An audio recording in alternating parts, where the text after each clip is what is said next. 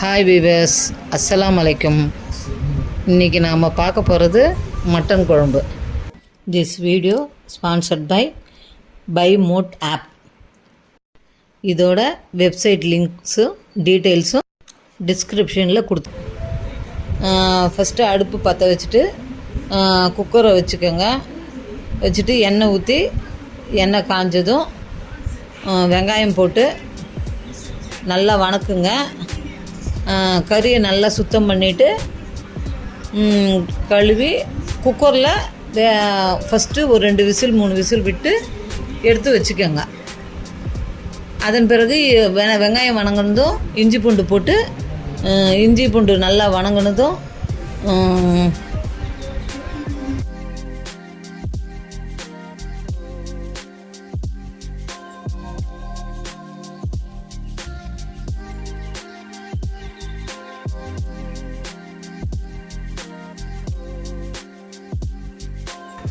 இஞ்சி பூண்டு வணங்கினதும் தக்காளியை கட் பண்ணி போடணும்.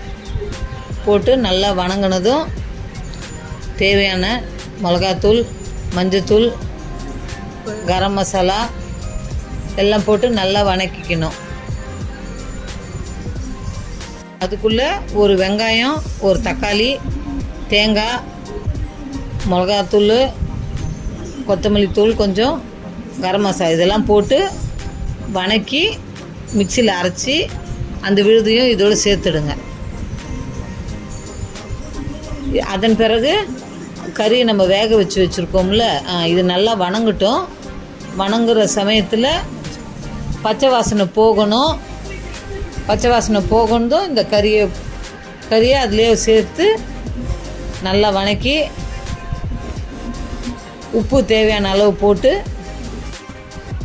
நல்லா வணக்குங்க.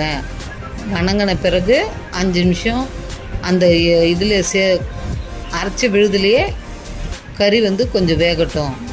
அதன் பிறகு கொத்தமல்லி, புதினா இதெல்லாம் போட்டு அதன் பிறகு கறி வேக வச்ச தண்ணியை அதோடு சேர்த்து நல்லா கலக்கி, கெட்டியாக இருந்ததுன்னா இன்னும் கொஞ்சம் தண்ணி சேர்த்து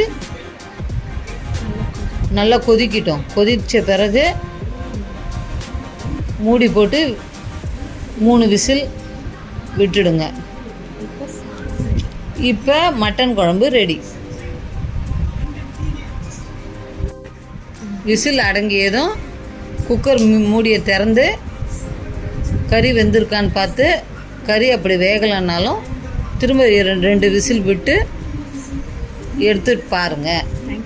தேங்க்ஸ் ஃபார் யூ வாட்சிங்.